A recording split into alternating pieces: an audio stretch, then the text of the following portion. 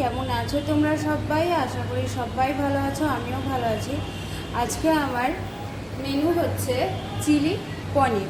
তো চিলি পনির করার জন্য আমি এখানে প্রথমে 500 গ্রাম পনিরকে লবণ জলে ভালো করে ভিজিয়ে রেখেছিলাম। ভিজিয়ে আমি এটাকে আমার আমার যেরকম মনে হয়েছে আমি সেরকমভাবে এটাকে কেটে নিয়েছি। কেউ চাইলে আমি চৌকো চৌকো করে কেটে নিয়েছি, তোমরা চাইলে লম্বা লম্বা করেও কেটে নিতে পারো, কোনো ব্যাপার নয়। তবে আমি এরকমভাবেই কেটে নিয়েছি। আর এরই সাথে আমার লাগছে এখানে ক্যাপসিকাম আর টমেটো। পেঁয়াজও দেওয়া যায়, বাট আজকে যেহেতু আমাদের যেহেতু নিরামিষ, সেহেতু আমি এখানে কোনো রকম পেঁয়াজ রসুন কিছু অ্যাড করব। তো আমি এবার এই পনিরটাকে কর্নফ্লাওয়ার আর ময়দা দিয়ে মেখে নেব। তো এই যে এখানে আমি 2 চামচ দিয়ে দিলাম কর্নফ্লাওয়ার আর দিয়ে দিচ্ছি ময়দা 1 চামচ, আর ওই হাফ চামচেরও কম দিলাম। এরপরে দিয়ে দিচ্ছি একটু চিলি ফ্লেক্স। আমি যেহেতু পনিরটাকে লবণ জলে ভিজিয়ে রেখেছিলাম, সেজন্য আমি এখানে কোনো রকম লবণ ইউজ করব না। এরপরে আমি খুব ভালো করে হালকা হাতে এই ইয়েটাকে কর্নফ্লাওয়ার আর ময়দাটাকে আমি পনিরের সঙ্গে মেখে নেব। তো দেখো আমি এগুলোকে মেখে নিয়েছি। এরপরে আমি কড়াই বসিয়ে দেবো গ্যাসে। এখানে আমার কড়াইটা গরম হয়ে গেছে, কড়াইতে দিয়ে দেবো সাদা তেল।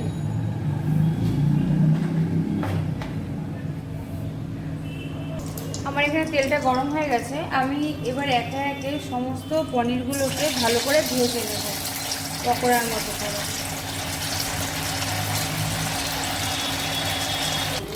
আমি সব কটা পকোড়া ভালো করে ভেজে নিয়েছি। এটা আমার লাস্ট ব্যাচ, আমি দেখাচ্ছি। এবার আমি এই পনিরের পকোড়াগুলোকে তুলে নেব। তো এই যে আমি সমস্তগুলোই ভেজে নিয়েছি, এটাকেও তুলে নিলাম। দেখছো সুন্দর ফুলছে, সমস্ত পকোড়াগুলো ফুলেছে। এরপরে আমি এই কড়াইয়ের মধ্যে দিয়ে দিচ্ছি ক্যাপসিকাম।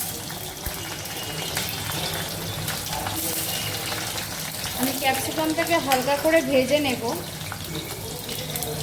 ক্যাপসিকামটা আমার হালকা ভাজা হয়ে গেছে।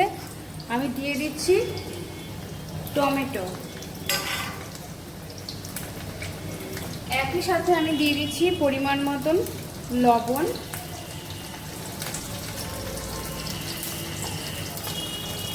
হাফ চামচ আদা বাটা,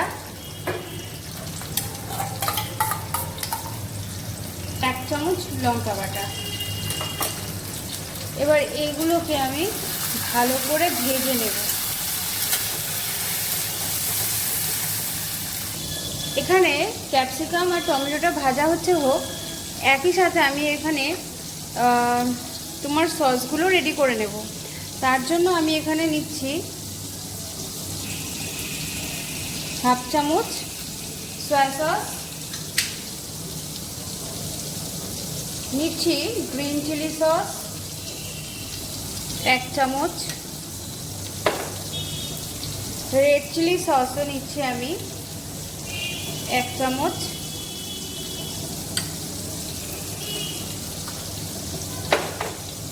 আর দেব টমেটো সস।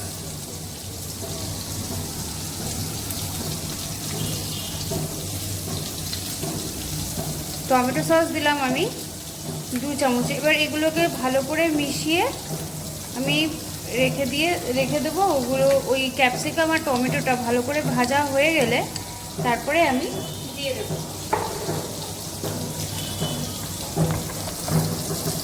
তো এই যে ভাজা হয়ে গেছে।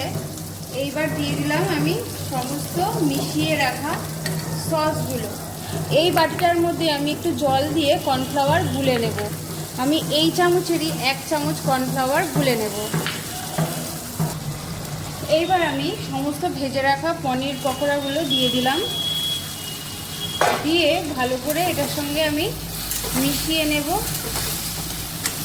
আর এই মুহূর্তে আমি এর মধ্যে একটুখানি দিয়ে দেবো চিনি।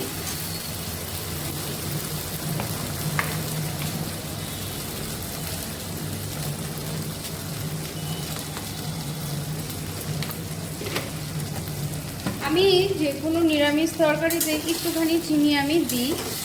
তোমরা যারা চিনিটা অ্যাভয়েড করো তারা করতেই পারো, কোনো ব্যাপার না। এবার এগুলোকে আমি ভালো করে মিশিয়ে নিয়ে দিয়ে দেব গুলিয়ে রাখা কর্নফ্লাওয়ারটা। আমার এটা হয়ে গেছে। এরপরে বলেছিলাম আমি এই চামচের 1 চামচ কর্নফ্লাওয়ার আমি গুলিয়ে রাখবো এই বাটিটায়। তো এই যে আমি গুলিয়ে রেখেই দিয়েছি, দিয়ে দিলাম।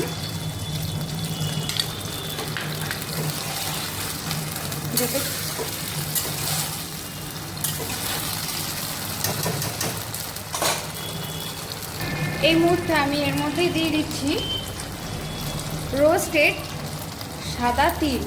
তোমাদের কাছে অ্যাভেলেবেল না থাকলে তোমরা দেবে না, এটা পুরোপুরি অপশনাল, আমি দিলাম।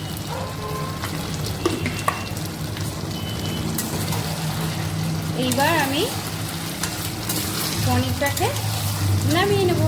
তো চলো নামিয়ে নিয়ে ফাইনাল লুকটা দেখাচ্ছি। তো এই যে আমার পনির চিলি পনির রেডি। এর উপর থেকে ছড়িয়ে দিলাম একটুখানি চিলি ফ্লেক্স। মুখে পড়বে, একটু ঝাল ঝাল লাগবে, বেশ ভালোই লাগবে, যেহেতু আমরা একটু ঝাল বেশিই ভালোবাসি। তো আমার এই রেসিপিটা অবশ্যই বাড়িতে তোমরা ট্রাই করে দেখো, কেমন লাগলো আমাকে কমেন্টে জানাবে। ভালো লাগলে লাইক শেয়ার কমেন্ট অবশ্যই করবে। যারা ফেসবুক থেকে দেখছো তারা আমার প্রোফাইলটাকে শুভ্রা ব্যানার্জিকে ফলো করে দিও। আর যারা ইউটিউব থেকে দেখবে তারা আমার শুভ্রাস কিচেনকে প্লিজ সাবস্ক্রাইব করে দিও। আজকের মতন টাটা। লাইক শেয়ার কমেন্ট করতে কিন্তু প্লিজ ভুলো না তোমরা কেউ। আজকের মতন টাটা, দেখা হচ্ছে নেক্সট দিন নেক্সট ভিডিও নিয়ে। তো টাটা, গুড নাইট।